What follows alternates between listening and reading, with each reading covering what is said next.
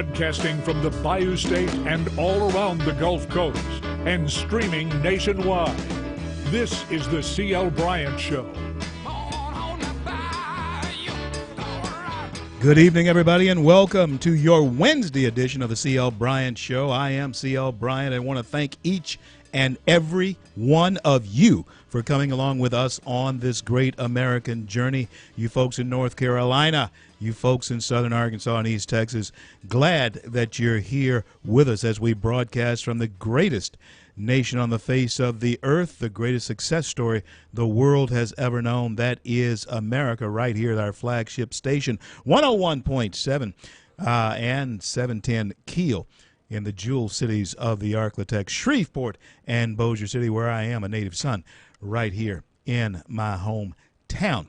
Coming up in the show is Dr. David Grantham, Senior Fellow of National Security for the Center for Policy Analysis and columnist for Town Hall Magazine. He's going to be on with us. We're going to talk about a few things as far as California public schools and sanctuary cities, illegal immigration being down, and going to talk a little bit about Comey. I know that you have been Comey'd to death here these last 24 hours, and keep in mind, folks, it's just been 24 hours since all of us got the news that the FBI, former FBI director, had been canned by the President of the United States. And then later on in the show, I am going to have on with me Paul McKinley, who is a Chicago grassroots activist in the inner city. We're going to talk about what's going on in Chicago from someone who has their feet on the ground there in the city and can give us a bird's eye view of why the death rate in Chicago is still as high as it is, and why the gang violence in Chicago is like it is. But right now, I want to alert all of us to one thing, and that while we are all being Comey'd to death, Comey 24-hour cycle of news, you can only, he's fired. He's not coming back. I mean, you know, he's fired. He's done. And the truth is, there is no proof of collusion or anything with the communists or the Russians or Soviets, whatever you want to call them. There's no proof of collusion with that. And over nearly a year in investigating that, you know that if there was a smoking gun anywhere, we would have heard about that by now. So I think it's time to move on, and this is what I want to caution you about, folks. There is so much going on that was going on before all of this occurred, taking us back to before President Obama was left office. He wasn't voted out, but before his term was up, before President Obama's term was up, there were a lot of things that were on the table. Do we even remember them in light of all of this partisan fiasco that's going on in this country? The Democrats and Republicans, and one of the reasons why I say that they are many times playing on the same team unbeknownst to us, is because they have left the ideas and principles that this last election was about, and now we're focused on the firing of a FBI director. Get another one. Comey did what was not right in the sight of the person he's working for, and he got fired. Rightly so, in my opinion, in my estimation, rightly so. He got fired. You may not like the way it happened. You may not like the way Trump did it, but it happened. He's not coming back. But we still have illegal immigration on the table. We still have a wall to secure our borders. We have a nut in North Korea that is just out of his mind. He's just out of his mind. We have the Iranians to deal with. We do have a deficit in this country that we have to deal with. We have an unemployment rate that is still high. Even though they're saying that it's down, no, it's not. It's the same way it was when Obama was saying it's down. You still have a lot of the workforce that's still out of work. And we're wasting our time on spilt milk of James Comey. James Comey's gone. In fact, he's old news now. And if he comes back and try to redeem his reputation or what have you, fine. Let's talk about him then. But let's move on. Let's move back to what's important to the American people. And the firing of the FBI director is not important. Matter of fact, the truth of the matter is, folks, listen to me. The truth of the matter is, if the FBI director didn't show up for work for a month, maybe 2, nothing would change as far as the operation of the FBI is concerned. Nothing. We're still going to function. We're still going to go on. The country's still going to have the FBI. So let's move on. But what is going to change if we don't deal with this, our personal safety as far as the risk of terrorism with our borders, even though that is down. And I think what the president has in mind and what he has been doing as far as securing the border, I think it can work. So illegal immigration into this country is down. Border crossing is down. Now, let's secure that. Let's make sure it's secure. We have the 4th of July coming up. We have Memorial Day coming up. We have travel bans on Americans traveling in Europe. If we're truly going to make America great again, America's going to have to be able to travel to other parts of the world in safety. How about that? How about not being afraid to go anywhere as an American without being taken hostage, as they have been taken hostage in North Korea, 4 of them. And we got to do something about that, because that gives all the other nuts in the world the same idea, just grab an American. No, we have much more things to talk about and think about than just James Comey. And in my estimation, it's smoke and mirrors to get our attention off of what is really going on in this country. And that is, we're still up the creek without a paddle. Let's get back to talking about that. I'm CL. I'll be back in a minute.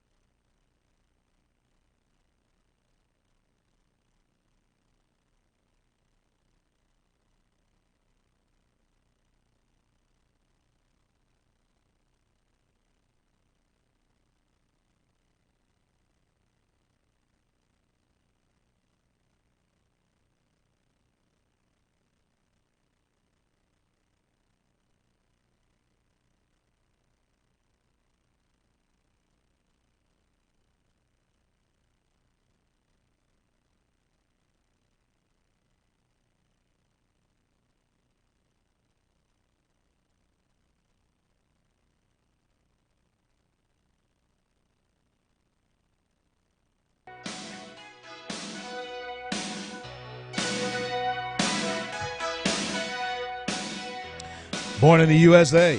Yes, I am proud of it.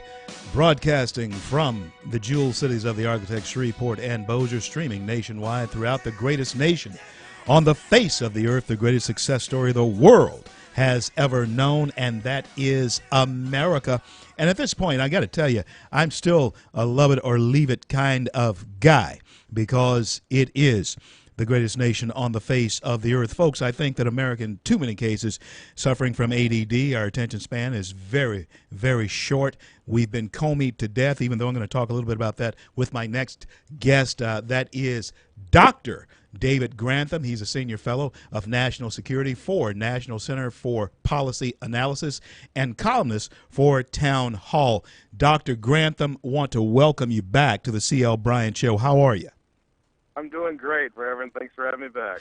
So glad that you're there. And I do want to touch on the Comey issue with you at first, but I want to bring back to the forefront of American mind at this point, some of the things that were on the front burner, before Comey gets fired, because that's been a 24-hour news cycle now, up until this very hour. It's been a 24-hour news cycle.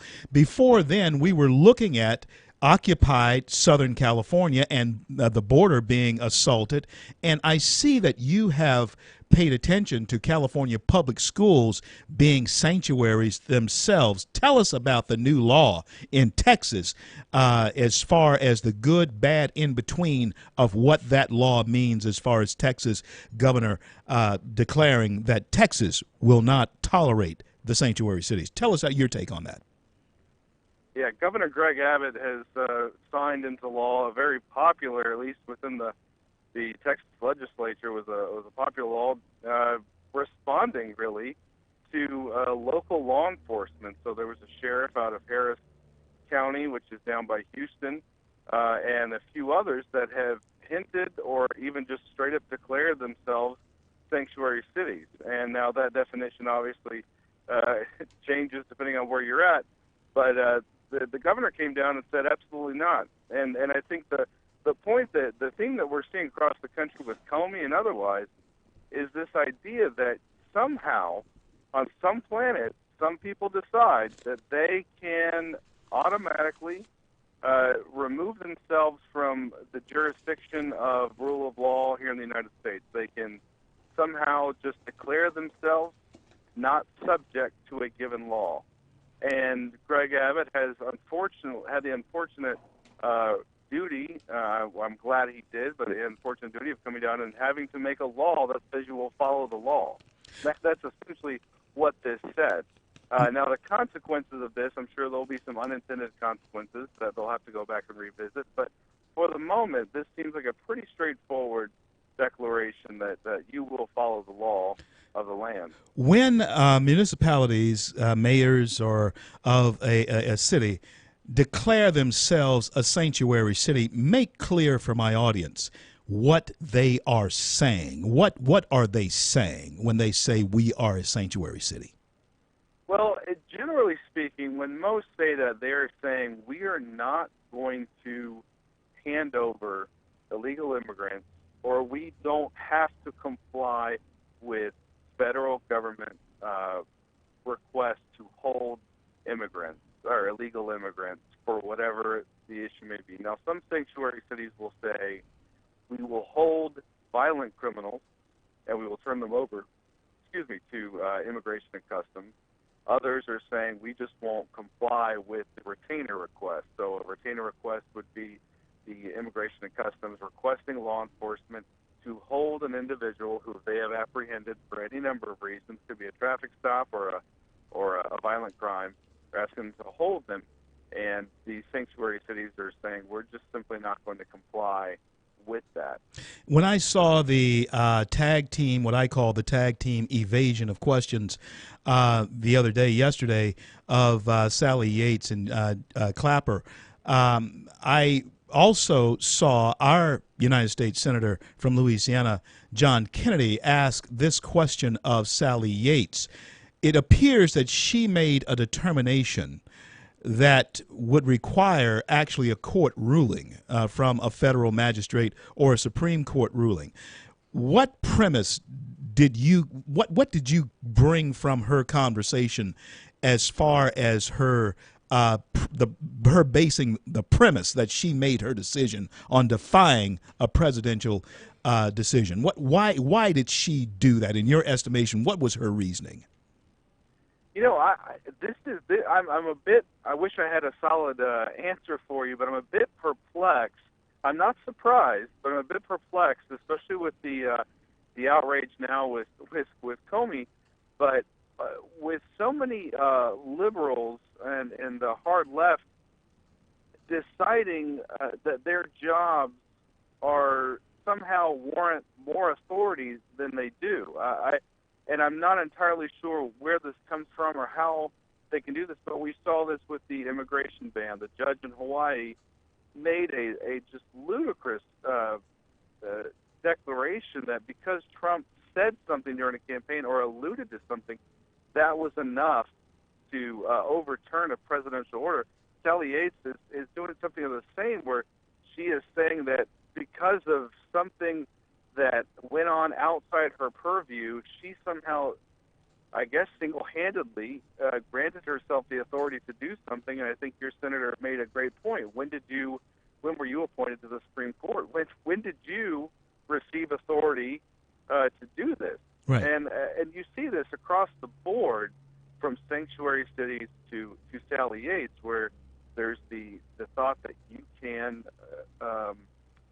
make a decision or enact something that you don't have any authority to do. Dr. Grantham, are we seeing a higher level of lawlessness? We are seeing lawlessness in the streets of Chicago. We're seeing lawlessness with attacks on police officers. But it seems to me that there is a top-down level of lawlessness or example of lawlessness that is going on in this country that's being exemplified to the rest of us from people in very high places. Let me ask you this question about the firing of James Comey, because we have been talking about it for the last 24 hours, but we have to I want your perspective on this.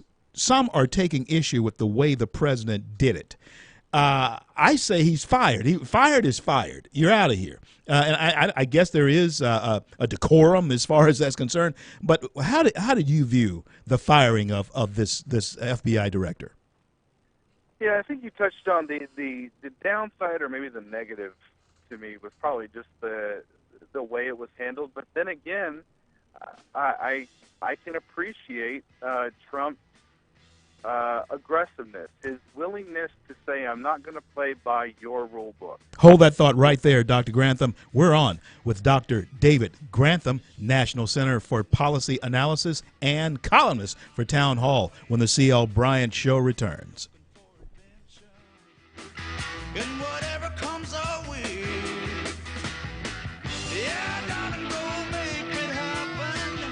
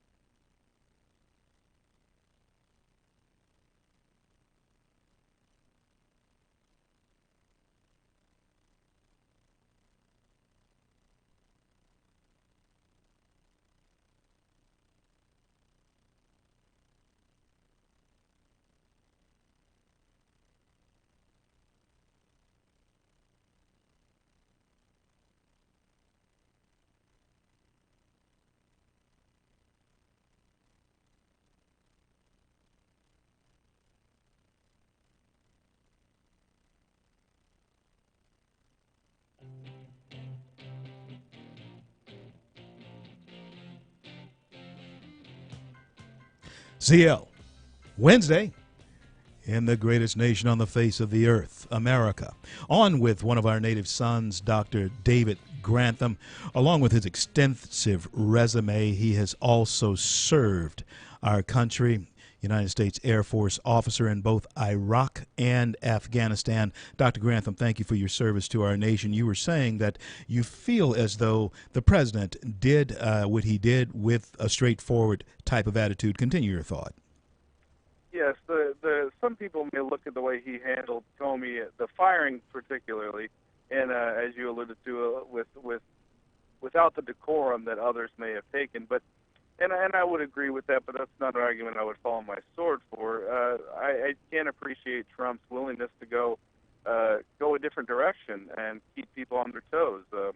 One thing that he does well is he keeps his opponents guessing, and that's one thing Republicans are terrible at.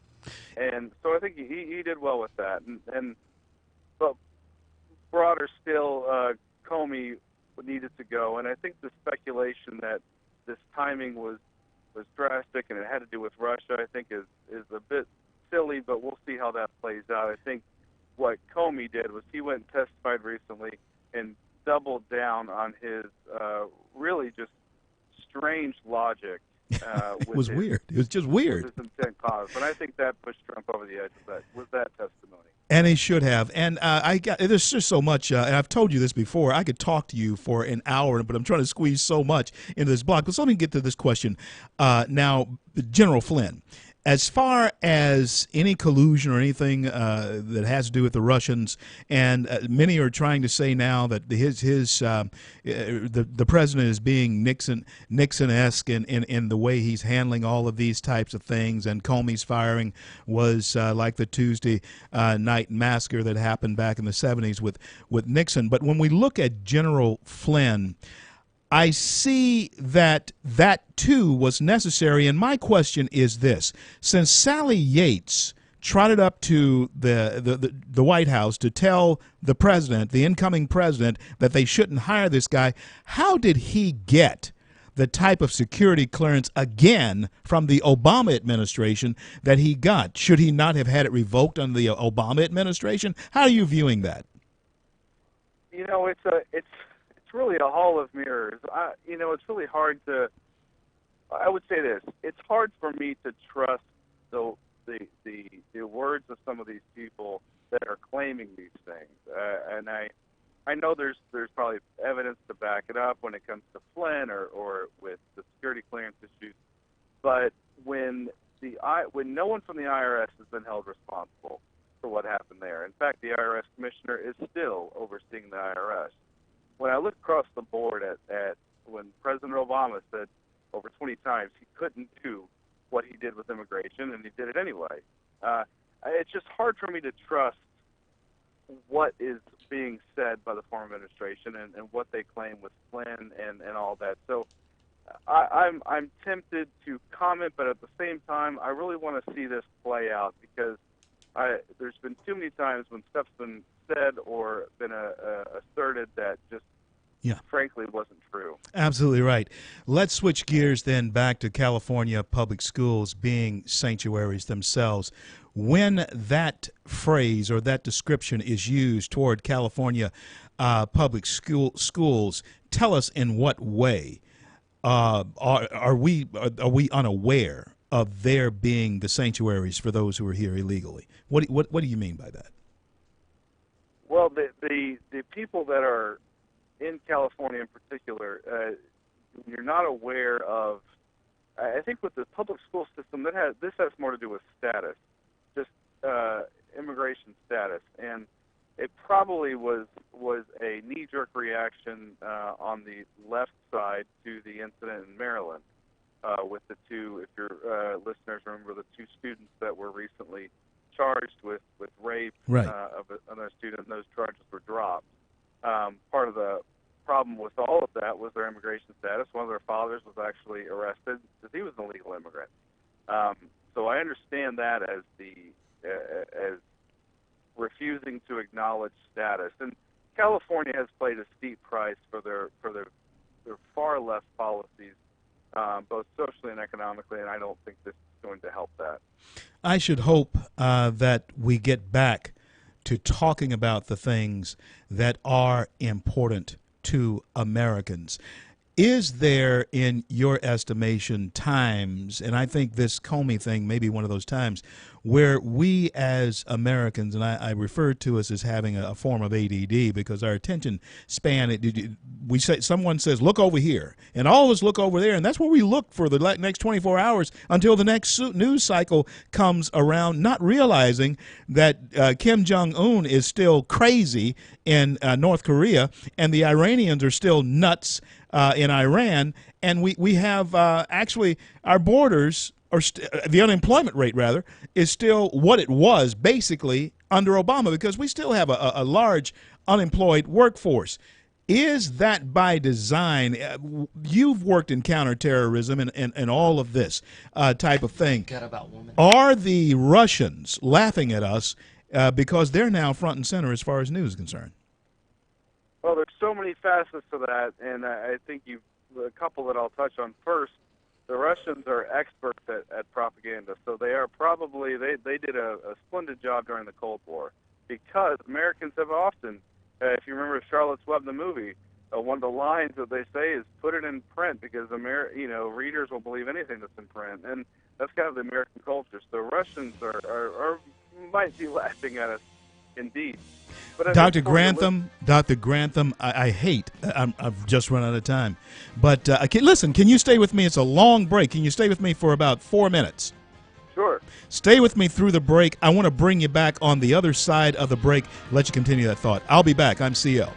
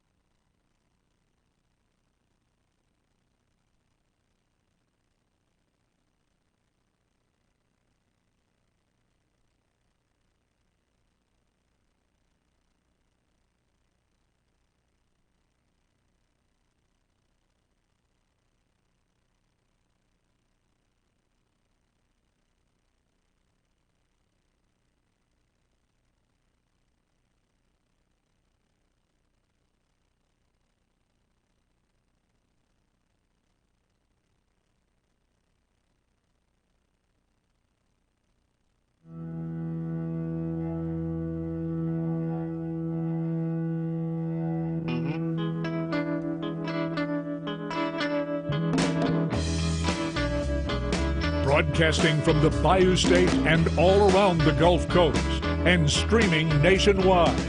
This is the C.L. Bryant Show. CL back with you, your native son, here in the jeweled cities of the Arklatex and throughout the fruited plains of the great nation of America. My guest this hour, or this past hour, has been Dr. David Grantham. Dr. Grantham, tell people how to get a hold of you and your website and how to get you to where they are if they want to hear you speak. Yeah, you can reach me on Twitter at David_Grantham, the number 1. Also on Facebook, just search Senior Fellow David Grantham, and my organization I'm with is the National Center for Policy Analysis. You can reach us at ncpa.org. Fantastic. When we left, I had asked about the Russians maybe laughing at us, and because we have made them, at this point, the center of attention, and you were expounding on, with your thought, on what that may look like as far as the Russians are concerned. Continue, if you would. Yeah, the Russians, I was saying earlier that the Russians were experts at the propaganda, the media propaganda during the Cold War, and they're still very good at it. So I'm sure they are laughing at our inability to stay focused, as you said, that ADD, where we can't focus for too long on one topic. But I would tell your listeners that the media does have a penchant for just driving to one story for 24 hours, 48 hours. But that's for the consumer. We often feed that. And so I think the two things I like to do, the one thing I like to do is I like to give news a couple days to marinate. Rather than trying to react or trying to draw solutions immediately from it, give it a couple days, because oftentimes those stories are the truth starts to come out a little bit more, or it becomes clear that it's not as cut and dry as it once was reported. That is wise. That is incredibly wise. And the other thing is taking a scope of different reporting. Read the plethora of things out there, at least get nuggets of it, and then compare. Often, my experience has been that truth, even in the counterintelligence world, truth is somewhere in between.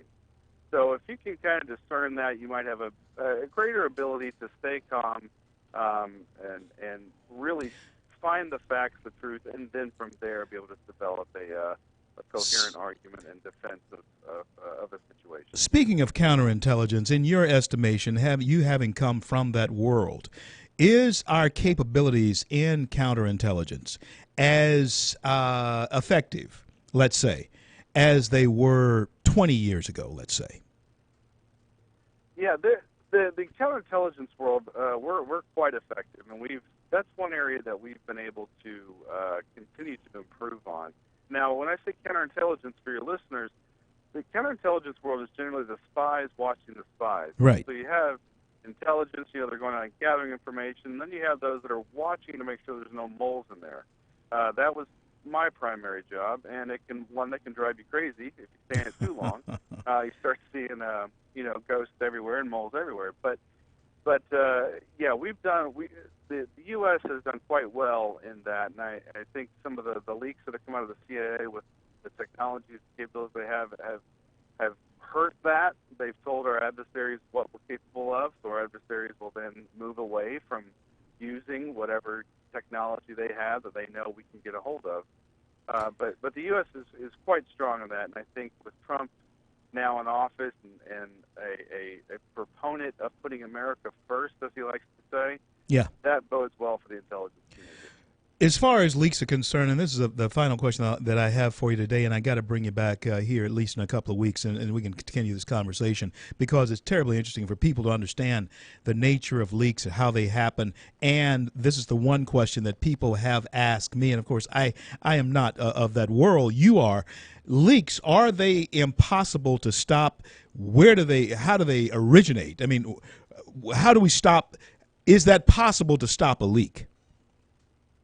Yeah, it's incredibly hard nowadays, especially with the ability to use social media and all different forms of electronic communication to leak. So I would be hard pressed to say that leaks can be stopped completely.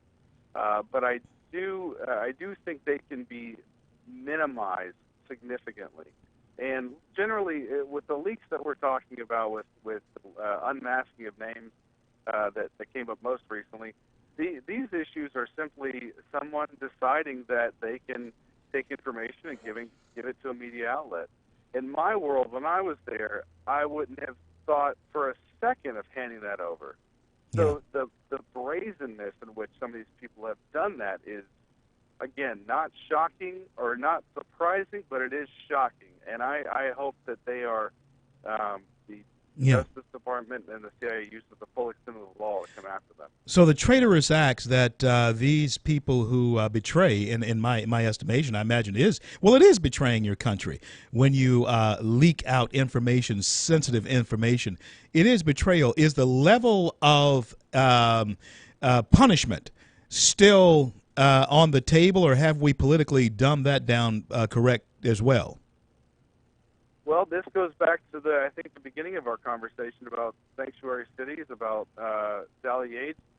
You're seeing what it really is. If the rule of law is not respected, then everything from leaks to illegal immigration to whatever it is, if rule of law is not respected, we don't have the teeth to enforce these rules and keep America safe. When you look at third world countries, dictatorships across the world, the one thing that's lacking so often is the rule of law, a consistent rule of law that has a judicial arm that is supposed to be objective and enforces this. And what we're seeing right now is a sense that the law can be subverted in some cases without consequences. And I think one of the first areas we can get that back is with these leaks and in the intelligence community. Let's make America great again. Dr. David Grantham has been my guest. Sir, I want to thank you so much for being on with me. Give our audience one more time how they can get a hold of you. Yeah, my organization is, you can find us at ncpa.org. That's National Center for Policy Analysis. And I'm on Twitter, David_Grantham, the number 1. And on Facebook, Senior Fellow David Grantham. God bless and keep you. Thank you so much for your service. Talk to you soon, Dr. Grantham. Thank you for having me. I'm CL. This is the CL Bryant Show. We've been on with Dr. David Grantham, one of our nation's finest, and so grateful for his service to our nation, giving us insight as to how, yes, the Russians look at us as, yes, following up on the ADD comment that I've made, Americans do have short attention spans now. We don't pay attention to the right thing long enough, and that can definitely lead us into an alleyway that's a dead end. And we can't go down too many more dead ends as Americans if we want to move forward and truly make our nation great again. I'm CL. CL Bryant Show will return in just a minute.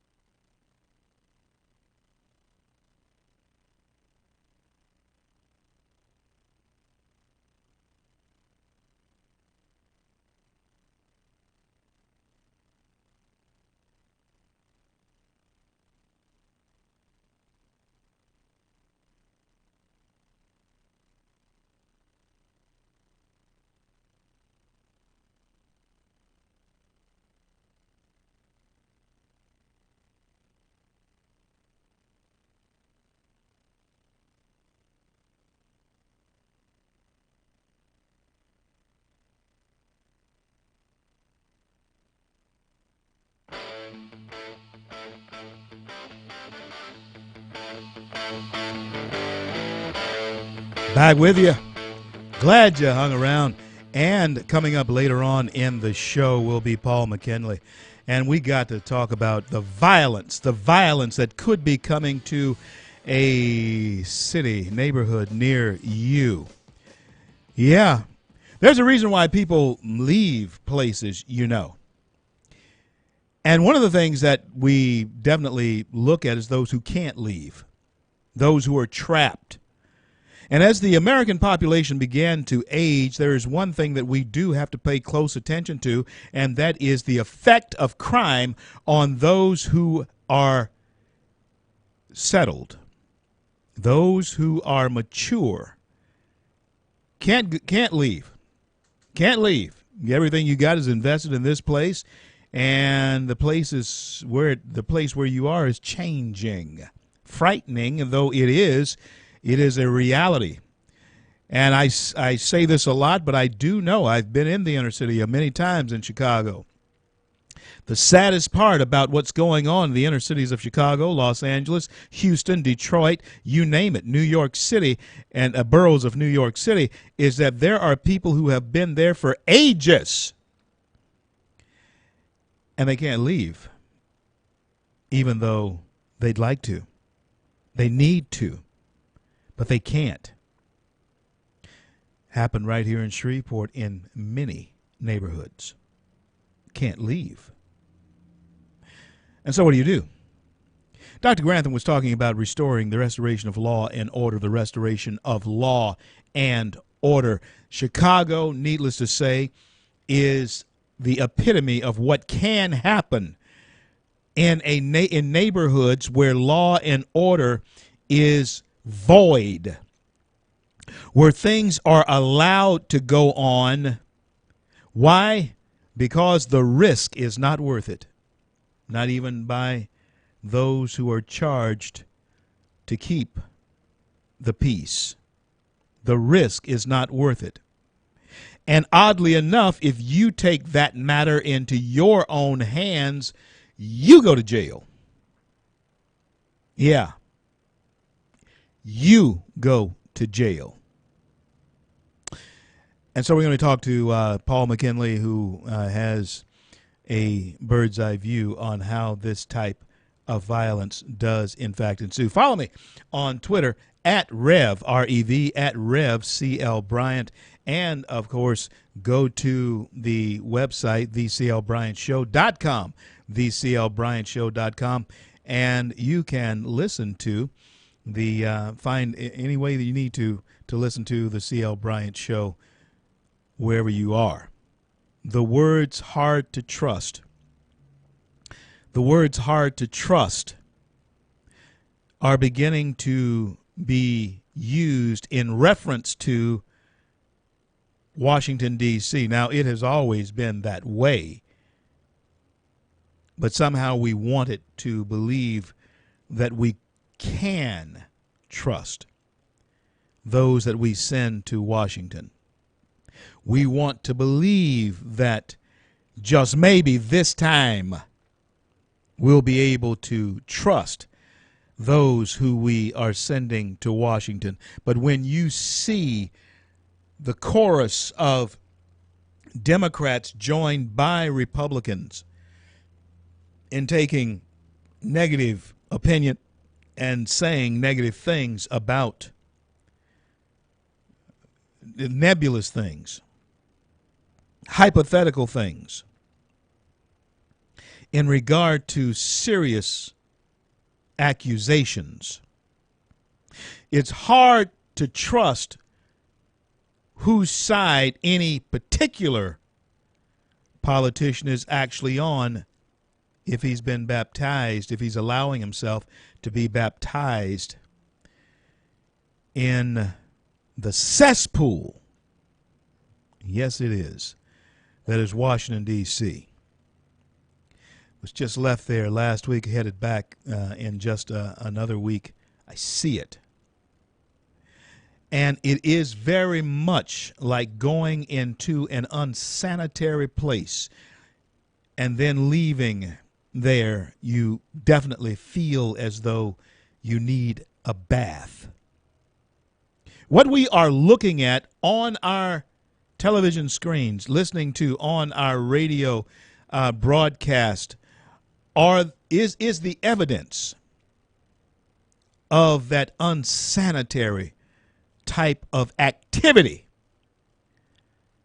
that is known as American politics.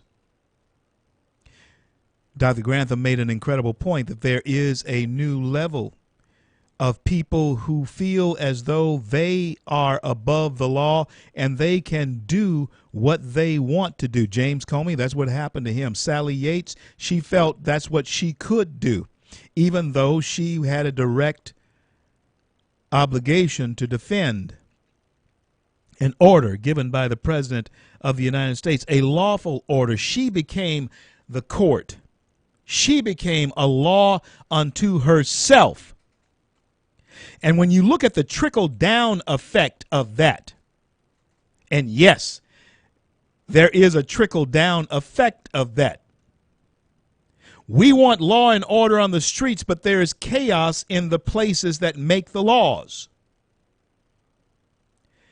That is, by definition, contradictory. By definition, you cannot ask the citizenry to be any better than the people we place in authority to govern.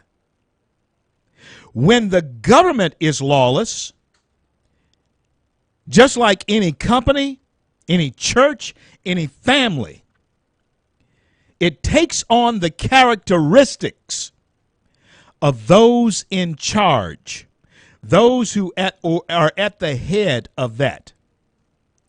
If you're bold and strong and lead with direction, those following you many times are bold and strong and lead with direction. And if they're not doing their job, then you get rid of them because they're not following your lead.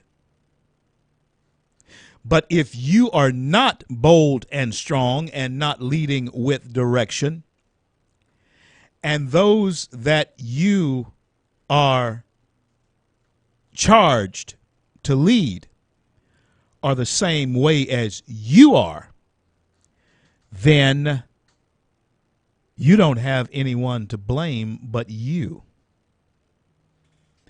This is the situation American leadership is placing us in because we do look to those we cast our votes for to be what we thought they were. Takes us back to what we know we are, or what we should know we are, and that is the people who lend our power to those we put in office. It's time to take it back, make America great again. We can do it. I'll be back.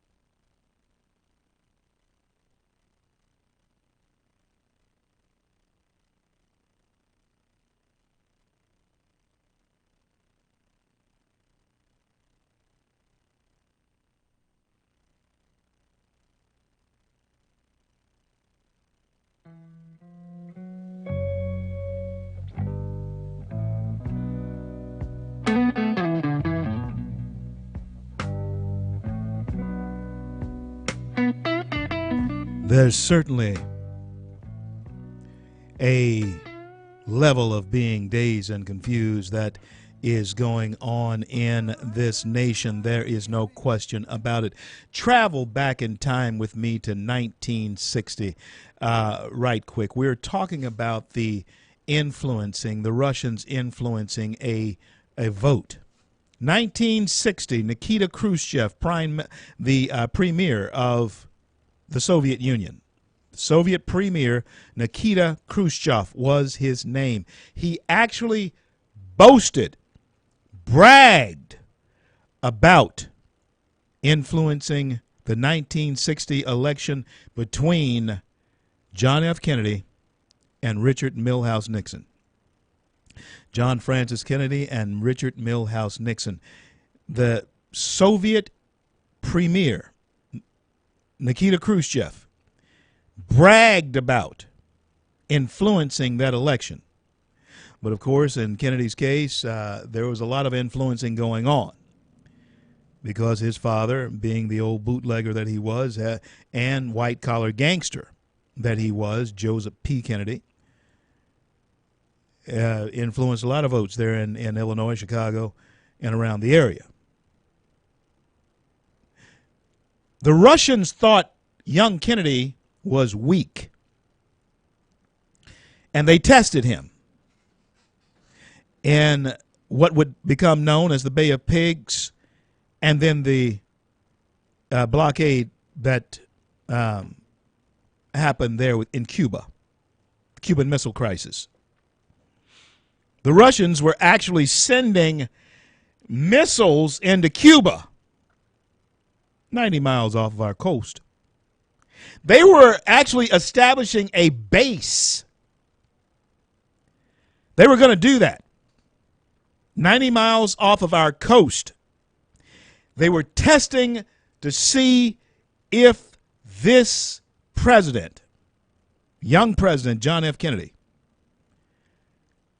had steel in his spine, and I think he literally did, to face him down. And he had it. We were at the brink of war. Kennedy faced him down.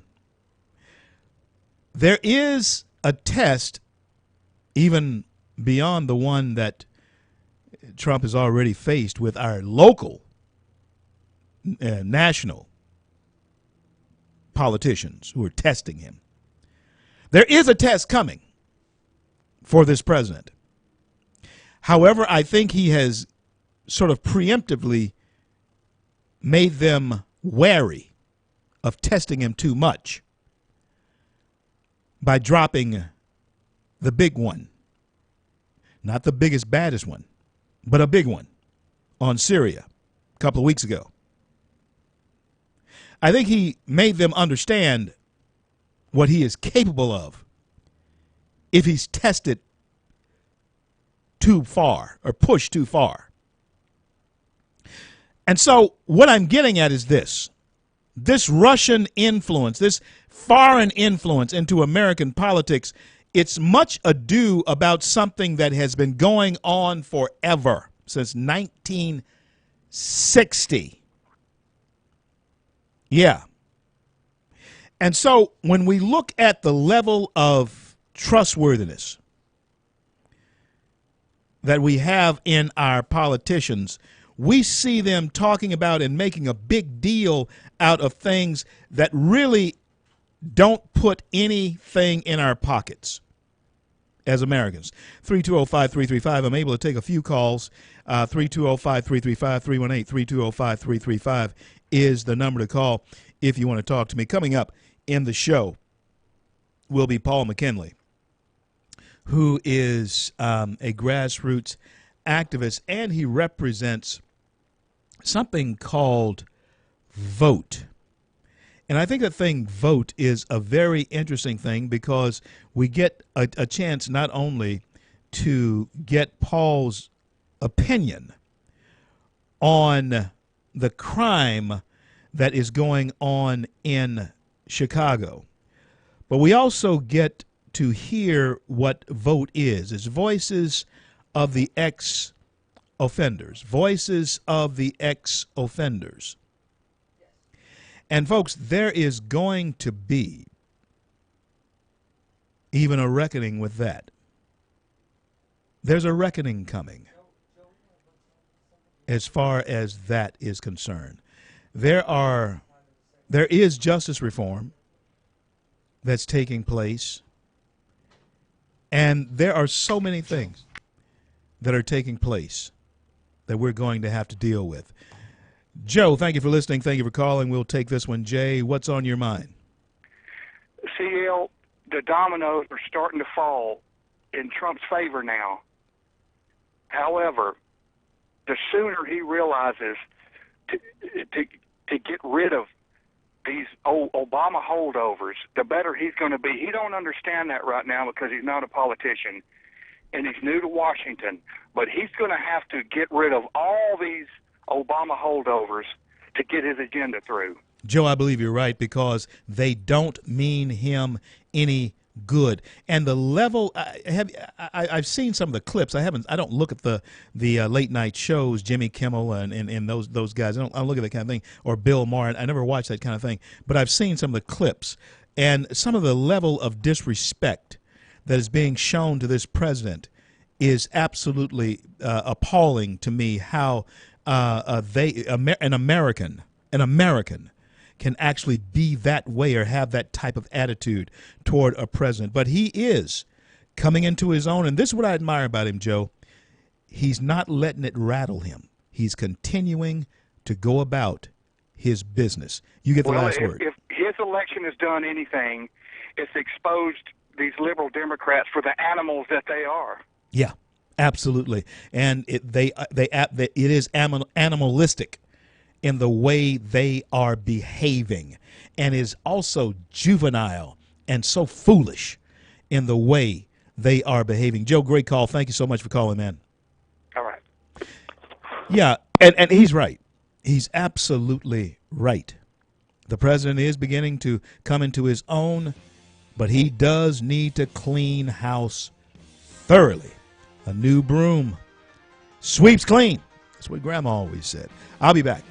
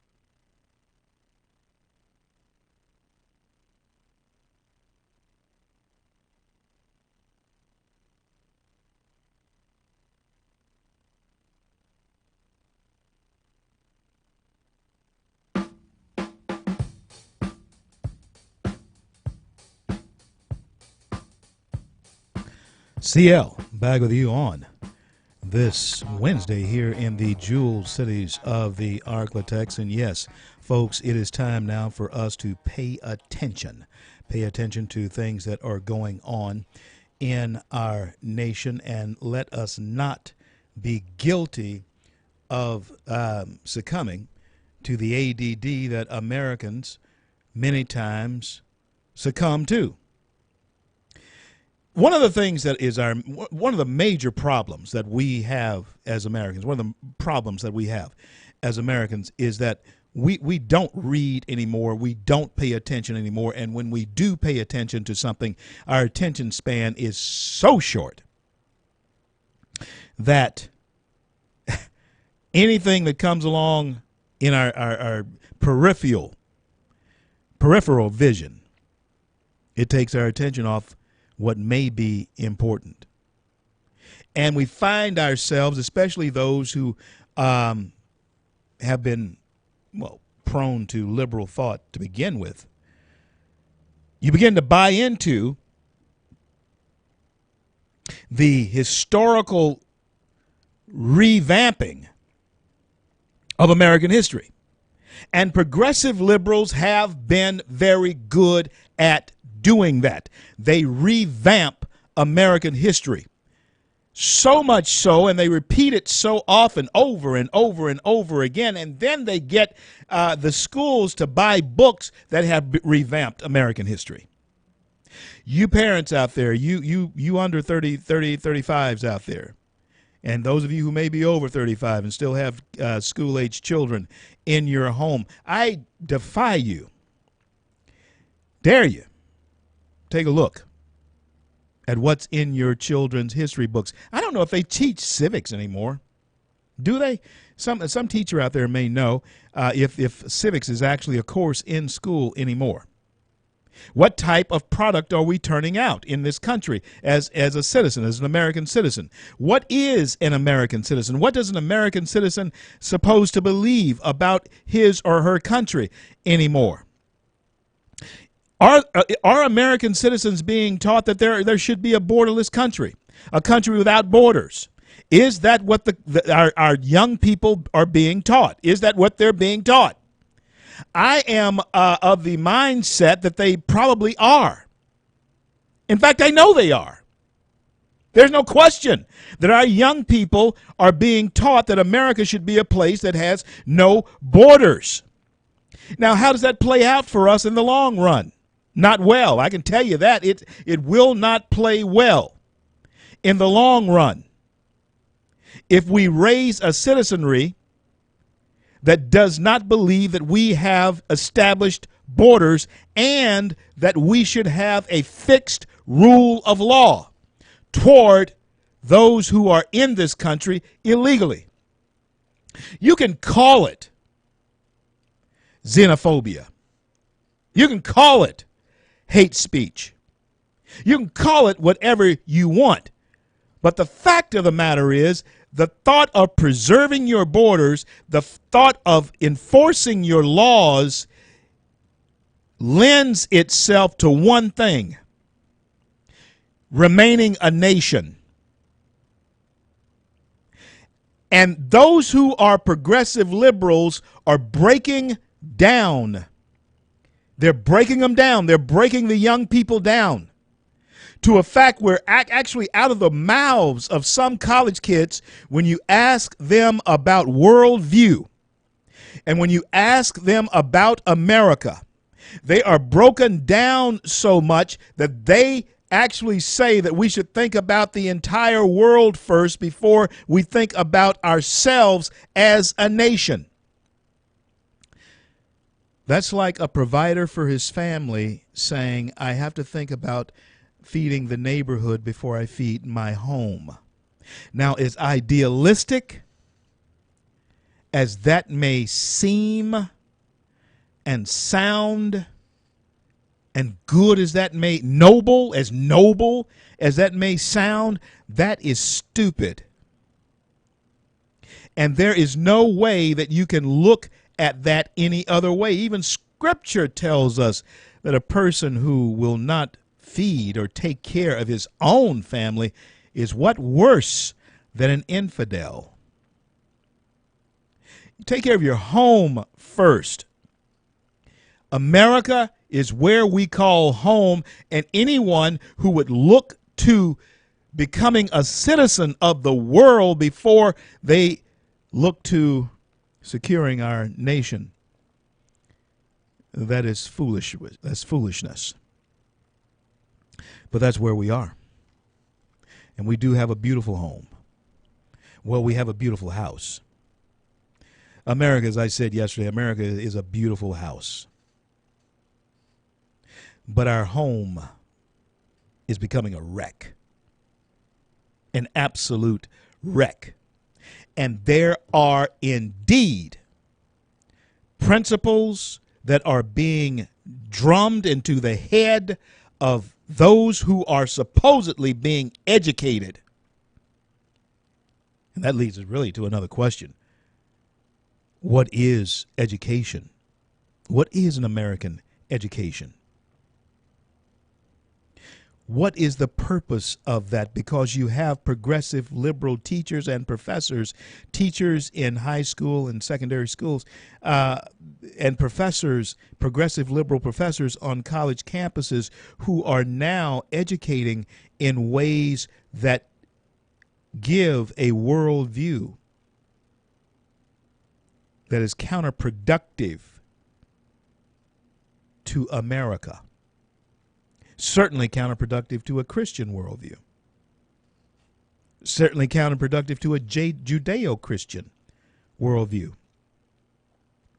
This is why you are seeing in so many areas of pockets of the country, Michigan being one of those places, where Sharia law is the law in the neighborhood. No-go zones are actually in this country where police don't go in because it's Sharia controlled. I'm CL. Back to talk to you in just a minute.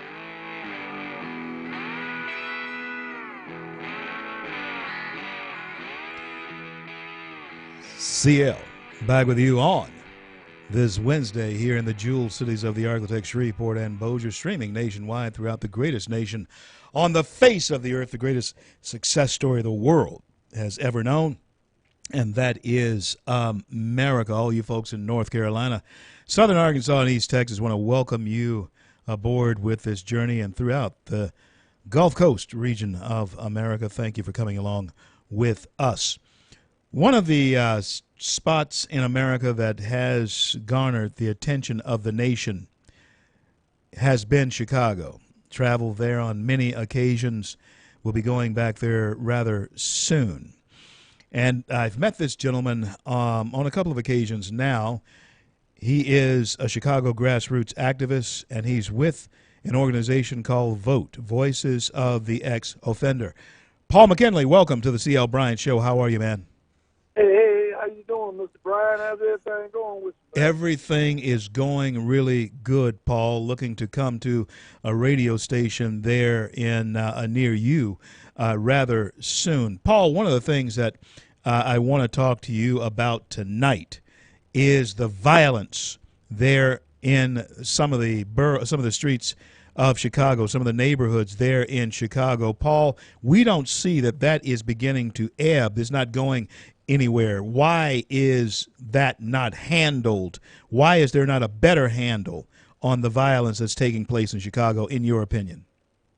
Well, first of all, when you deal, can you hear me? Yeah. When you're dealing with Chicago, you always have to deal with the backroom deal. Chicago, there's the backroom deal that this city is a sanctuary city. And by being a sanctuary city, you have international narco traffickers in the city of Chicago. El Chapo base was in Chicago. So the base for El Chapo was there in Chicago as far as American soil was concerned. That's right. For the whole Midwest, Wow. of North America, the base was in Chicago. Everything was done out of the city of Chicago. Now, somebody made a deal with him on that. Some of these politicians made a deal with him, and it's ironic that he got a house on the south side of Chicago. See, El Chapo has a house on the south side of Chicago? There's a house that's on the south side of Chicago. The south side of Chicago had the largest marijuana field in North America. Those who are listening to me, you don't have to take my word. Google Chicago, Illinois, marijuana being grown in Chicago. They had a 2 football field area on the south side growing marijuana inside Chicago. Wow, inside the city. I'm not talking about in the suburbs. I'm talking about inside Chicago. So the police had to know it's around the corner from the police. And that's the Chicago way. That's the Chicago way. Wow. And so when you got people in the streets, in the urban areas, who are being starved out of their community because the fat cat who runs Chicago, what they want to do, they want to gentrify these urban communities and make a bundle on it. Wow. And so what they do, they call the narco-terrorists, give Group A some drugs. Group A pays it back. Well, after so long, they don't pay right. So they tell Group B, man, go clean them guys up, get them out of the way, and so we can, you can take over their area. And so that's what you see. Most of the violence in Chicago, because do you know that since 2013, since the Laquan McDonald shooting, yeah, since 2013, where the arrest rate and the clearance means people get convicted for murder. Mm-hmm. Convicted. The arrest rate was 13%, 30%. Wow. It went down, each time it went down, now it's down to 10%. It's down 10%. So no one is actually getting arrested for you know what? You know what? I know that you're telling. I know that you're telling the truth. Let me tell you why I know you're telling the truth. Is because we never see any of these shooters. None of the people who commit the crimes. We hear about the crimes. We hear about the shootings. We see the dead bodies, but we never hear about anybody going to jail or being convicted of those crimes. So, Paul, that is something to think about. So, Pastor Hunter, we did a press conference, and it's on the internet. All the media came out. This is Laquan McDonald's uncle. And he, since Laquan McDonald was killed by the Chicago police, two of his nephews have also been murdered. Wow. One in 2014 and one in 2017. Neither murders have yielded any arrest. They have not cleared the books on the murder. And so what's been going on in Chicago is a lot of people, and I want the audience to hear this so they can get a kind of a handle on this. These cases are not being investigated on purpose. Oh, that's the Laquan McDonald family. They the ones doing all the protesting and got a police locked up for shooting Laquan McDonald. Well, we're not going to investigate. When you hear in Chicago they say it's a gang-related, that still don't mean that they're not supposed to investigate who killed that person. That's right, and that's one of the things that I have always questioned as far as the police letting the gangs go, just not in. And what blows my mind is you're telling us that in Chicago proper, there was a marijuana field 2 football fields long and big, not far from a police precinct, but yet it was allowed to operate. And then you said this, Paul, you said that's the Chicago way. That is amazing. Now, the Chicago way is, are you saying that organized crime is the Chicago way? Chicago's political machine is called the Democratic machine. When people think about the Democratic machine, they think that this is a political party. No. It is an organized crime family that has took over the Democratic Party in the city of Chicago. Wow. They run the city hall. Hold that thought, Paul. I got to go to a hard break. You're going to be on hold for just a little bit, but hold on. You haven't gone dark on us. Just hold tight. We'll be back to you in just a couple of minutes. Paul McKinley is with me. Head out on the highway, looking for adventure, and whatever comes our way. Yeah, darling, go make it happen.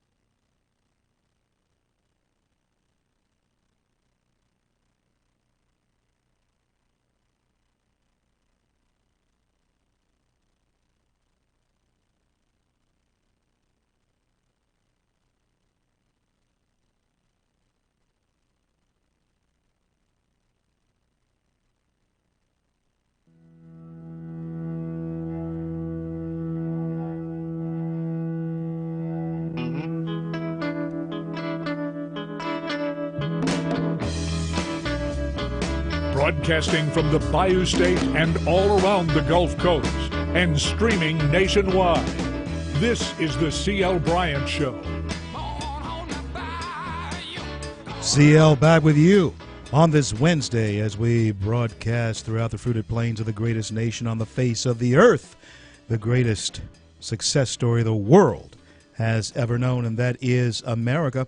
We were on earlier in the show with Dr. David Grantham, and he shared with us his take on why we should pay attention. On with me now is Paul McKinley, grassroots activist there in Chicago.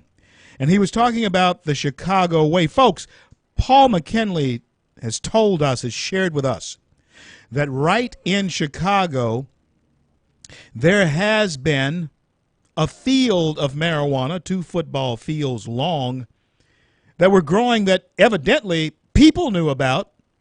Obviously, the police knew about. But he was talking to us about something called the Chicago Way that has actually co-opted and has taken over the Democrat Party. Paul, continue your thought. When you're dealing with Chicago, people hear when people say the machine. In their mind, they don't really know what that word means. The machine is a mob. It is an organized, mechanized machine that operates in the city of Chicago. In the Latino community, those people who represent the people in the Latino are part of the machine. In the black community, those people who are politically connected are part of the machine. Those people in the white community, the same way, and on and on and on. Are they protected by politicians, Paul, in your estimation? Well, the politicians, when old man Mayor Daley was in office, one of the things that he did was he went and asked for home rule, and then he made sure that they will be friendly U.S. attorneys appointed to the district, to this district. So it wasn't up to a U.S. attorney by the name of Fitzgerald, who was appointed by President Bush, who went after them. He went after all the mob, the political figures. He's the one who went after Jesse Jr. That was him. He put Jesse Jackson Jr. in jail. And so when he tried to put the mayor in jail, when President Barack Obama got in office, he stalled and stopped and foiled him, and the guy quit. And they put Eric Holden. Eric Holden was the state's attorney under Mandel. That's who Eric Holden was. Yeah. He worked in the state. Chicago is the wrongfully convicted city capital of America. More people have been arrested wrongfully because they were covering up crime to let the guilty go free. Paul, I want people to catch what you just said. Paul McKinley is our guest, and he is a Chicago grassroots activist. He represents VOTE, Voices of the Ex-Offenders, as well. But he has just said to us that Chicago is the wrongfully convicted capital of the United States. And let me ask you this then. Rahm Emanuel being mayor there now, will he continue to be mayor in your estimation? Because there are a lot of minority votes that have put him in that seat. How are you seeing that shake out? Well, what they're doing, they're reaching back and grabbing one of their old relics of the past, of Valerie, the I'm not going to do nothing for the people, Jared. And they're bringing her and parading her around as the new machine candidate. See, all they do is swap the seat out.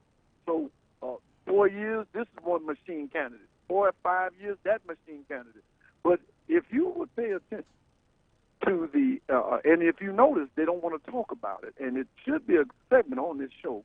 If you notice, this Trump election, President Trump's election, did not go down the way that the Democratic bosses expected to, because the African-American community has woken up to the liberal agenda. See, Chicago is a cesspool of the liberal logic and agenda that is nationwide. And what goes on in Chicago And what geopolitical philosophy come out the Democratic Party in Chicago goes viral into all the other cities, and it has failed desperately.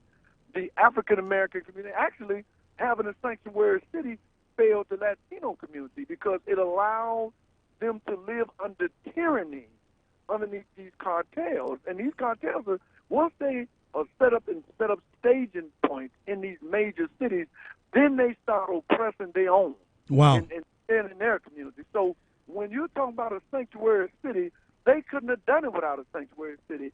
And I believe that the sheriff up there in Wisconsin made a statement, Yeah. I might have been yesterday or the day, David Clark. that Mhm. either they follow the federal law, which says that there's no such thing as a city where people can break the law by violating the law, and you can create a haven for them cities. That is amazing. Stay with me, Paul. There's one more thing. We won't be as long this time, about a minute and a half. But hold, I want to bring you back after the break. I'm CL. This is the CL Bryant Show. Don't go anywhere.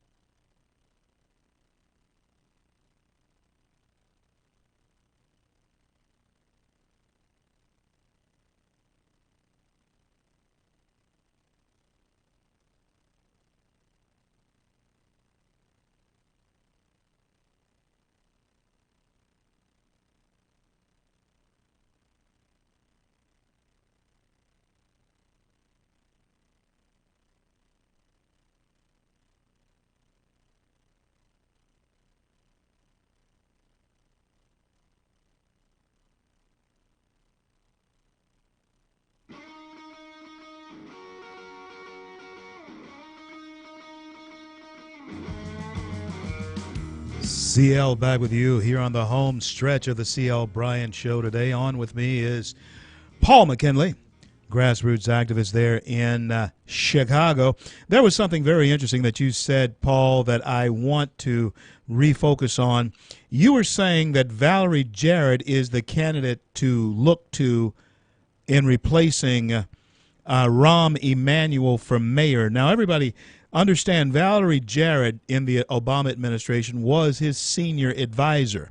And from what I understand, they all live together right there in Chicago right now. Paul, you're saying seriously that Valerie Jarrett is being brought out of mothballs to become the next mayor of Chicago. Is that right? I mean, is that accurate? Is that accurate?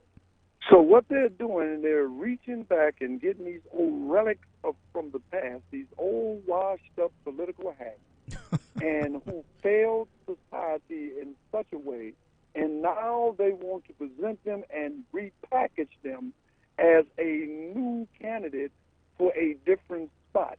And what we're hearing up here is this. This is what we're hearing. We're asking that if we need to run a woman against Dick Durbin, whether it's a white woman or a black woman or a Hispanic woman, it needs to be a woman. We need to run a conservative woman for the Republic for the mayor's seat. We also need to run someone against the Cook County president, which we have the second largest county in the country. Yeah. And so the Republican Party, after the Trump, that's why I'm saying that they don't want to lose the jewel in the crown. If Chicago is dethroned, if we dethrone the responsibility of our people should be to dethrone this group and to pass them into the sea of forgetfulness that we don't even know these people no more. Well, the thing that I'm seeing, Paul, is this. You have a political cartel.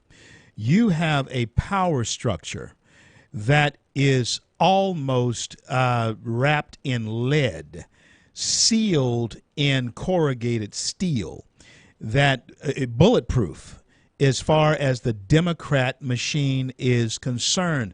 You have a heavy lift. You have an incredibly heavy lift to throw that aside, especially with the former president of the United States retaking residence there in Chicago. Paul, tell us real quick about Vote, Voices of the Ex-Offenders. Tell us about that right quick. Well, Vote is an ex-offender organization. Most people that get out of jail go right back to jail. The only thing their promise is another cell. And so what we did was we said that we're going to get out, we're going to change our way, and we're going to do street repentance. Street repentance is to go back out there into the community that you come from and try to save somebody and get them off the wrong track and on the right track. And so when we first started, our whole thing was to put people to work because most people just don't trust people that went to jail.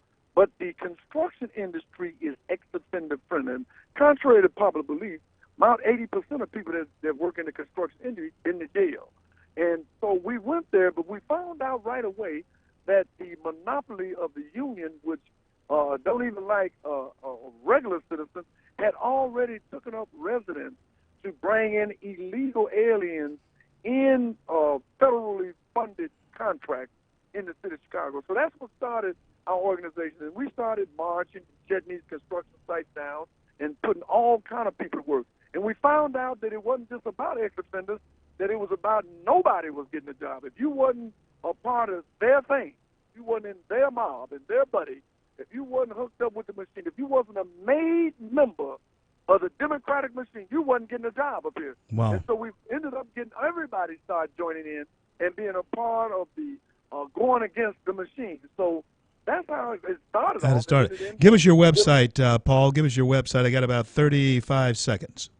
Well, you can just contact me on the Hood Report. Mm-hmm. The Hood Report. at thehoodreport@yahoo.com. The Hood Report at yahoo.com. Get a hold of Paul McKinley. Paul, it's always good to talk to you. Whenever I run into you in Chicago, it's always enlightening. You're always interesting, and I'm glad to have had you on the show with me today. Got to have you back. If you see Babette Holder, our good friend, tell her I said hello. Thank you very much. God bless you, Thank man. Talk to you soon. God bless. Yeah, I hope that you see in some pockets of this country what we are up against as far as the progressive liberal machine is concerned and the stranglehold that it has on a city. How do you break that stranglehold? These are times that indeed try not the souls of men, but the souls of a nation. Because, here's my word again, design. There is a design to do in the rest of the nation. Los Angeles, no different. Houston, watch out, coming your way. New York City, it's already happening. It's Philadelphia, happening. There is a design to bring about what Paul McKinley spoke of in the rest of this nation. Even in the smaller cities, there's a design to socially engineer our nation, and they are co-opting the minds of young people in the educational system, teaching a revised version of the purpose for America. I'm CL. We'll be back to wrap it up when I return.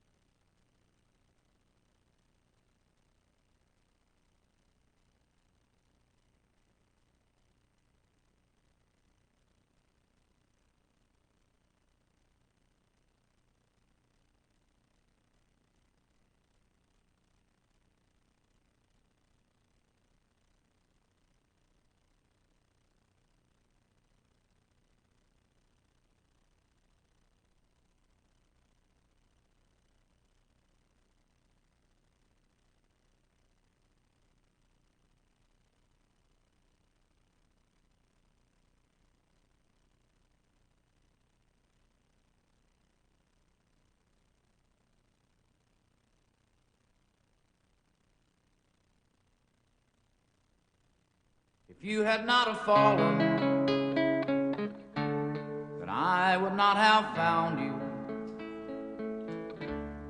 Angel flying too close to the ground. Well, that's Willie. That can only mean one thing. We've come down to the end of the show for today, and folks, from the inception of the show until this very moment here tonight, we have been talking about how we need to pay attention to our American home. We do have a beautiful house. America is the loveliest house. It is so beautiful. But our American home is a wreck. And you there at your kitchen table, your dining room table, sitting there in your den, in your living room, in your home, you must understand that the cure for what ails our nation began where you are.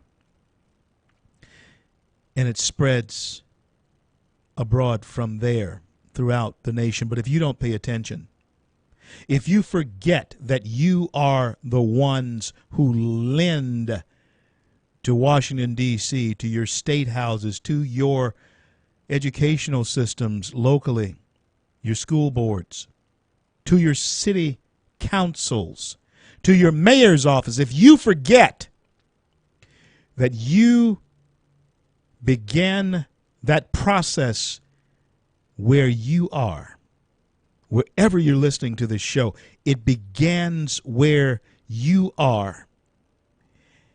And the accountability then belongs squarely on your shoulders. When you hear stories like Paul McKinley has told about Chicago, citizens, you can believe it or not, as long as it has gone on, citizens have become intimidated and have given over to hostile takeovers of their neighborhoods and their citizens.